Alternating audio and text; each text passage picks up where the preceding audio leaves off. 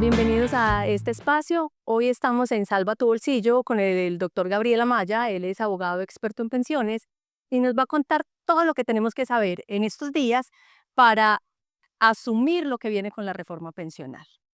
Recuerden que estos temas son supremamente importantes para garantizar una vejez segura y tranquila.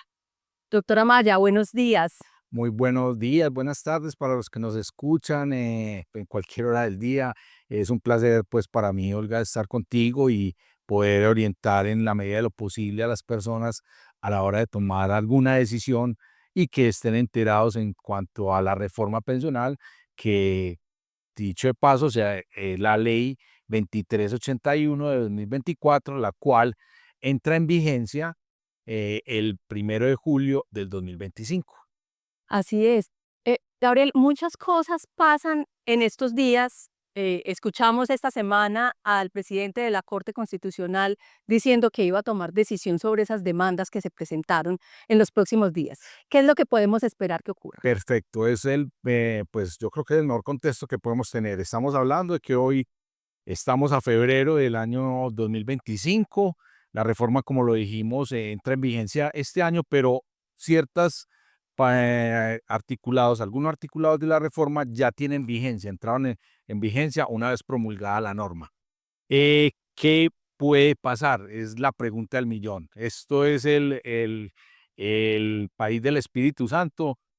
No tenemos una bola mágica para determinar, decir qué puede pasar o qué no puede pasar. Lo que sí es cierto es que hay antecedentes jurisprudenciales de la Corte en cuanto a normas similares que se han declarado inexequibles por parte de la Corte Constitucional. Entonces, quiere decir que vamos en este espacio a hablar de una ley que se puede caer en próximos días, que tenemos que estar preparados para cualquiera de los escenarios. Y por eso vamos a explicar en detalle algunos puntos esenciales de la reforma, sobre todo aquellos en los que podemos tomar decisiones, con el disclaimer de que de pronto en los próximos días la reforma se caiga total o parcial.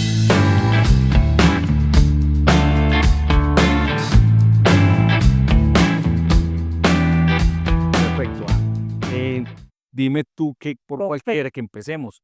A mí la que más me gusta en este momento es la ventana de oportunidad. Pues no solo la que más te gusta, sino que la que ya tiene vigencia y de la que se están aprovechando muchas personas. O sea, la norma es clara, el artículo 76 de la ley 2381 habla se llama oportunidad de traslado. Listo.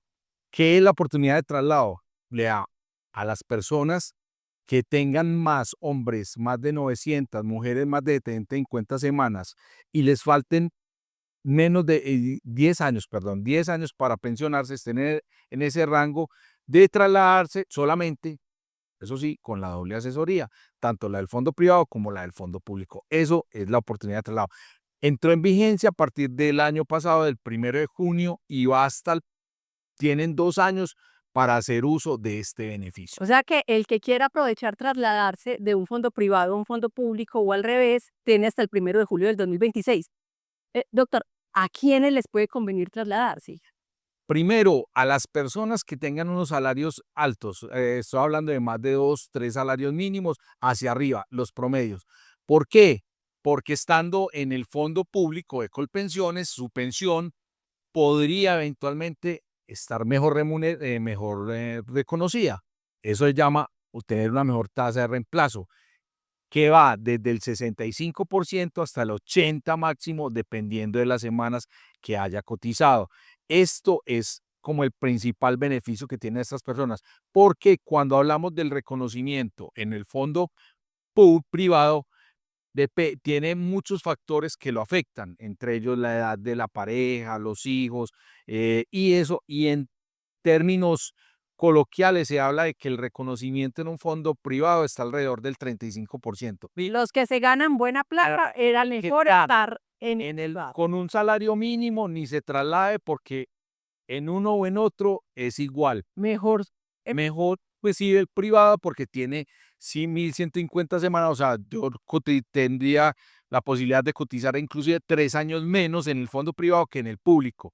Y me reconocen las mismas 13 meses y tengo derecho a los mismos, da lo mismo que tengo en el fondo público. esta ventana de oportunidad de traslado tiene la ventaja de que está incluyendo, aunque está en la reforma pensional, está incluyendo a quienes no les aplica la reforma pensional, que es a las personas que están en el régimen de transición. Ahora, para las personas a las que sí les aplica, vamos a decir, mujeres con 750, menos de 750 semanas cotizadas y hombres con menos de 900 semanas cotizadas al 1 de julio de este año. ¿Qué va a cambiar? Hay muchos cambios, o sea, estamos hablando de que la reforma habla de 4 pilares, pero enfoquémonos en uno solo, el pilar contributivo, que es el de las personas que efectivamente hacen aportes al sistema. ¿Qué es el cambio más significativo que le veo yo? Es que las personas no van a tener una pensión muy elevada, ya no los fondos no van a competir, sino que se van a complementar.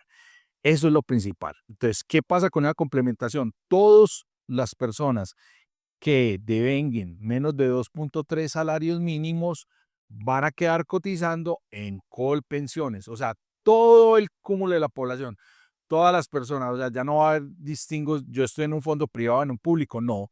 Yo gano el mínimo, automáticamente estoy en Colpensiones. Y yo gano 5 salarios mínimos, también estoy en Colpensiones. ¿Qué pasa? Que a partir de ese 2.3 el excedente de esa cotización va a ir a los fondos privados o a CAIS, que se llaman, administradoras complementarias del componente de ahorro. Ese ahorro va a ir a las ACAIS, que inclusive puede ser Colpensiones. Ahora bien, estamos hablando de que lo que va a Colpensiones hoy, que es todo el cúmulo de la población, el tope es 2.3 salarios. Estamos hablando de una cifra de 3.274.000, 250 hoy febrero del 2025.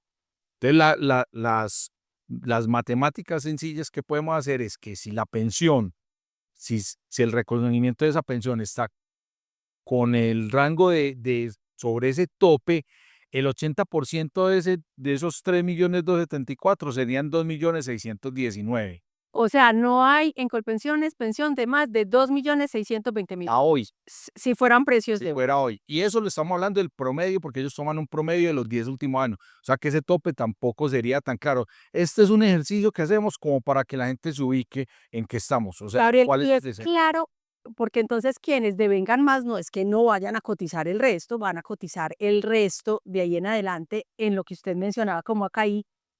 Esta pensión que van a dar o este reconocimiento que entregarían los fondos privados, ¿cómo se va a calcular?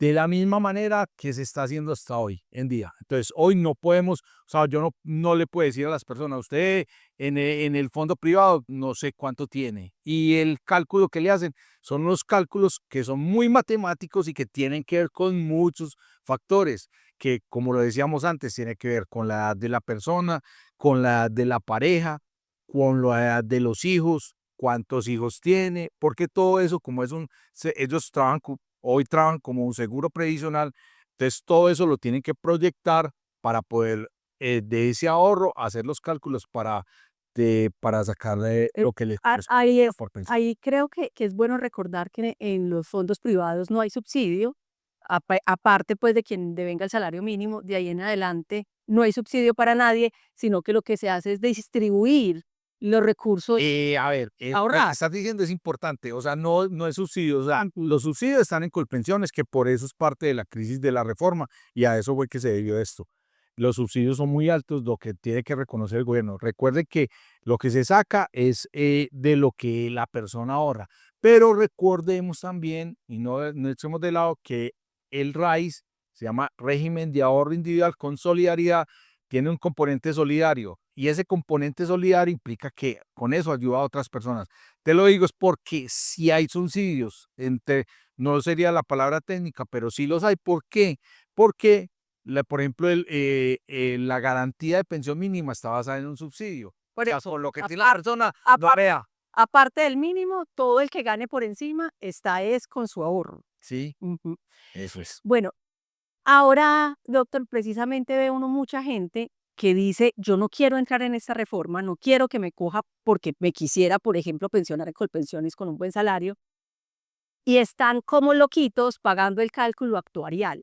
Explíquenos, porfa, en qué consiste el cálculo actuarial y si es una buena idea. El cálculo actuarial fue una ventana que se abrió para las personas que que tenían la posibilidad de recuperar semanas, no, o sea, no es pagarlas, es recuperar esas cotizaciones para que las semanas sean cargadas en la historia laboral. El cálculo actuarial se rige por unos decretos reglamentarios que están establecidos. El cálculo actuarial se puede hacer a partir del 2003. ¿Qué pasa? Que se podía hacer y claro, como la reforma salió, la promulgación de la norma salió a mediados del año pasado, hubo una ventana, la gente se apresuró y dijo, venga, paguemos. Lo estaban haciendo y la gente lo estaba haciendo sobre salarios bajitos, todo el mundo corrió a hacerlo y el gobierno apenas se enteró de que esto estaba pasando, expidió un decreto reglamentario de la ley 2381, que es el decreto 1225 del 2024 de octubre 3. Este decreto reguló todo lo que tenía que ver con el pago de cálculo actuarial y de semanas atrasadas. Entonces, ya no se puede pagar como se hacía antes, sino que aquí en el decreto técnicamente es muy matemático y especifican cómo se tiene que pagar. Ya no se puede, si los promedios son altos, ya no puedes pagar con un salario mínimo. Eso lo prohíbe el decreto. Entonces, ¿qué pasa? Y lo hablamos ahorita antes de hacer esta charla, Olga, es que si la reforma se caen los decretos. ¿Y qué va a pasar con la gente que pagó? ¿Qué va a pasar con esos pagos? Pues listo, caen en la historia, pero el problema va a ser que mucha gente, si los pagó y los pagó altos, pues va a quedar como con un mal sabor en la boca, pudiendo, si se cae el decreto, pudiéndolos pagar como se pagaban anteriormente, por ejemplo. Esa es una de las cosas. Lo otro es que yo hoy pues llamaría a la cordura de la gente. Estamos a un mes solamente de que la reforma quede en firme constitucionalmente o la tumben. Entonces, yo pensaría que un mes más, un mes menos, no difiere mucho de qué pueda pasar a futuro. Si la reforma queda en firme y dicen sí va con todos sus decretos reglamentarios, con todo su articulado, eh, pues ya quedo tranquilo, pago con más tranquilidad y quedo con las 900 semanas que me exige la norma para estar en transición. Creo que sus colegas no van a estar muy contentos con esa respuesta, doctor. Es una posición muy personal, pero Claro que pues sí. válida, o sea, la gente tiene que estar informada y tiene que saber qué va a pasar, que la reforma no está en firme. Claro que sí. Y entonces, en ese sentido, pues si le conviene hacer el cálculo actuarial, espérese hasta mayo. No, los pronunciamientos de la Corte fueron que a marzo estaba ya el fallo desde el primero, porque es que no sé si unificaron, pero son más de 120, 130 demandas de Por eso, pero ¿tiene hasta cuándo para hacer el cálculo? hasta junio. Hasta junio. Doctor, yo creo que vamos con un último tema muy polémico que tiene que ver con qué pasa con la reforma. Vamos a suponer que la reforma quede en firme. ¿Qué pasa con la devolución de saldos, que era algo que pues la gente valoraba muchísimo del régimen anterior? Bueno, ahí eso sí, otro tema bien candente, que es el Vox Populi, que la devolución o indemnización sustitutiva, como se llama en Colpensiones, se acabó. ¿Por qué? Porque recordemos, esta reforma tiene un componente alto social, que es lo que busca, que las personas no se gasten esa plata en gomitas, sino que tengan algo que los ayude a la pensión. Recuerden que hablábamos que los regímenes privados son componentes de ahorro individual. Eso es una cuenta que tiene unos beneficios como tal propios de la connotación que tiene el sistema. Entonces, cuando las personas tienen esa plata en los fondos privados, tienen unos rendimientos financieros, la plata se incrementa, obviamente. Entonces, muchas veces las personas les favorecía más reclamar a veces esa plata que, pues yo, la verdad, te lo explicaba ahora fuera de cámaras, para mí no era una medida como muy sana porque las personas hacían una pensión, ahí sea un salario mínimo, es una ayuda mensual que está garantizada y que va a ser más favorable que poner la plata en una inversión, llámese una tienda, un carro, eso es muy aleatorio, mientras que la pensión, si el gobierno te la garantiza mes a mes. Recordemos quiénes eran los que tenían derecho a esa devolución. Recuerden, lo primero que hay que decir, la plata no es de las personas, la plata es del sistema. Entonces, para tener derecho a esa devolución de saldo, voy a hablar del fondo privado, habían dos requisitos. El primero era que la persona tuviera menos de 1.150 semanas, o sea, el que tuviera 1.200 ya no tenía derecho a la devolución, porque ya no podía estar la garantía de pensión mínima y no es optativo, es, es o la pensión o no me pensiono. Entonces, la persona que tuviera 1.200 semanas no podía ir a que le dijera. La persona que no tuviera la edad, los hombres, 62 años, tenían 69, no, es que yo quiero que me la devuelva. No, señor, se la devuelven solamente a los 62 y se la devuelven si no tiene las semanas mínimas requeridas. Ahí sí operaba la devolución de esos saldos. Y eso para algunas personas a veces era bueno porque a veces la gente hacía cuentas y decía, ah, no, es que yo tengo 180 millones pues yo la esperanza de vida mía no es muy alta por decir algo. Yo más fácil reclamo esa platica, me la gasto, me la paseo o la invierto y quedo más tranquilo. Ahora, ¿cómo operaba en Colpensiones? Colpensiones tenía la figura de la indemnización sustitutiva, que era que le devolvían a la persona lo que tenía ahí, más eso no era un ahorro, eso era la devolución operaba en el fondo público como una devolución de esos saldos que usted puso allá. Y lo único beneficio que tenía esa devolución era que lo indexaban. Indexaban era que lo traían a valor presente. Entonces, me tocaron muchos casos de, por ejemplo, personas con 700 semanas y los tenían unas 70 semanas en un fondo privado y a 70 semanas por el tiempo, por los rendimientos y todo, eran 50 millones, pongámosle. Y iban a Colpensiones por 70 semanas y les devolvían 10 millones de pesos. Mire que la diferencia es ostensible. Claro, porque no había los Y los requisitos para la devolución eran los mismos en Colpensiones. Para la indemnización sustitutiva, perdón, era que tuviera 1.300, que menos de 1.030 semanas y y la edad. más de ¿Cómo va a ser ahora? no va a haber devolución, ya no existe, eso no va a haber. Pero entonces yo dejé la plata y la perdí para siempre. Se la van a colocar en uno de los pilares de la reforma, dependiendo en el que esté, con las semanas que esté, le van a operar y se la van a devolver. No han especificado todo, eso no está reglamentado. Hablábamos de que ahora de que hay un decreto reglamentario para unas cosas, esto es parte de lo que no sabemos cómo lo van a devolver. Sí. Bueno, doctor, yo le agradezco muchísimo. Eso siempre nos sirve muchísimo para entender qué es lo que va a pasar con nuestra pensión. Para mí es un placer acompañarte, esperemos que, pues, que sea de utilidad para muchas personas. Como dijo ahora muchos colegas que no compartirán pues lo que acá estuvimos debatiendo, pero igual es un placer estar contigo y poderle ayudar a la gente en la medida de que lo necesite. Perfecto. Muchísimas gracias por acompañarnos. Recuerden, por favor, suscribirse, activar las notificaciones para seguirnos con más consejos que salvan.